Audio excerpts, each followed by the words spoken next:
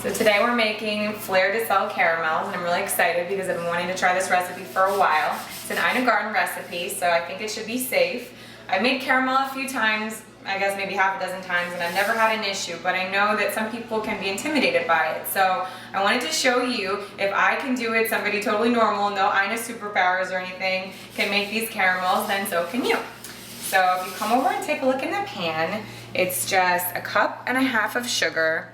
It is 1/4 cup water and 1/4 cup light corn syrup. And we're just bringing it to a boil. It's already boiling here over medium-high heat. And this is just like the regular start of any caramel, really. So the trick is you want to kind of just swirl it around in the pan, and you're not supposed to stir it. So while our sugar mixture is getting nice and golden brown, as it's starting to, I just have over here in another pot, I have 1 cup of heavy cream, 5 tablespoons of butter, and 1 teaspoon of the Fleur de Sel. So again, this is pretty standard with making caramel. And if you're curious about Fleur de Sel, all it is it's just a French sea salt. So we have that kind of coming to a simmer, and as soon as that's totally at a simmer, we're going to take it off of the heat. And it looks to be about there. So if you look over here, you can see our sugar mixture is getting to that nice, beautiful golden brown color, which is exactly what we want. So I'm going to just take this off the heat. So this is the fun part, and this is maybe, I don't know, maybe this is where people get scared, because in the recipe Ina says that when you add the cream to this, it's going to go crazy, and it kind of does, but, you know, it's the fun part. So now that that's, I think, where we want it to be, we're going to turn the heat off. We're going to add the warm cream. See, there it is. That's why you got to make sure to use a big enough pan, because you don't want it to like totally overflow. A little bit of a mess is okay, but that's about it. Okay, so we're going to take 1/2 tablespoon of vanilla.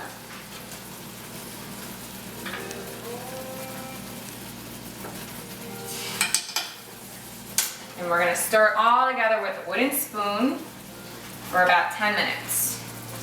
We're going to put the heat back onto medium-low about, and let this cook for about 10 minutes. And we have our candy thermometer, so what we're going to do is once it's been, you know, maybe like 8 minutes, we'll start with the candy thermometer, and then we'll be able to test to when it gets to 248 degrees.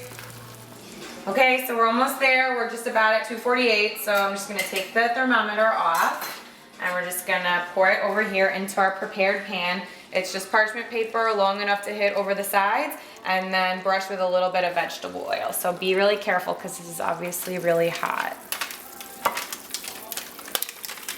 See, that wasn't that hard, was it? I don't know. Maybe because I've never burnt the caramel before, I'm just lucky.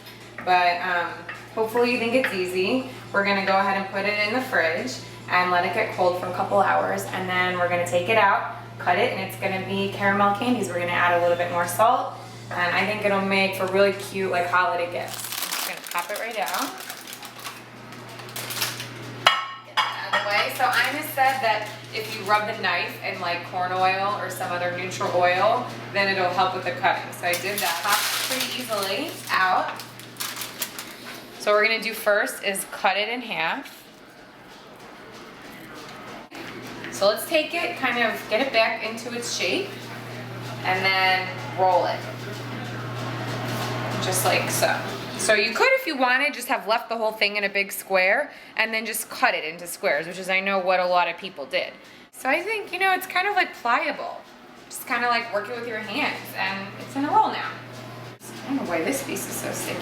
It's just kind of go like so.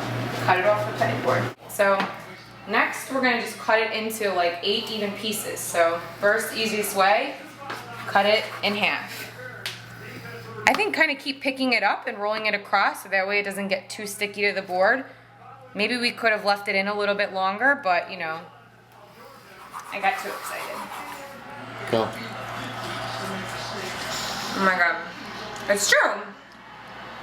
It doesn't get stuck in your teeth at all. It completely melts in your mouth. It is amazing. Oh my god. But I'm going to say, I think to cut one log into 8 pieces is a lot. That's like a huge piece. So I'm going to do it like this and cut it even smaller. And I think that's like a perfect size. Now I'm gonna just take one piece. This is like a really nice piece. I mean, who's gonna be upset if you give that to them for a holiday gift?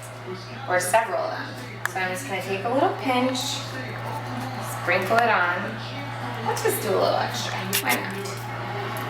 That is the best combination, salty and sweet. And then just kind of wrap it up. And then on the edges, I was really curious if this was gonna work, so let's see. That's what Dan says. He's like, how are the edges? What are you gonna use to wrap the edges? I don't know. They do though, look. Perfect little candy. So take a bunch of them, put them in a container, put them in like a pretty wrapping, tie a bow around it, tie a ribbon, and then you'll have a holiday gift that anybody I'm sure would be thrilled to have.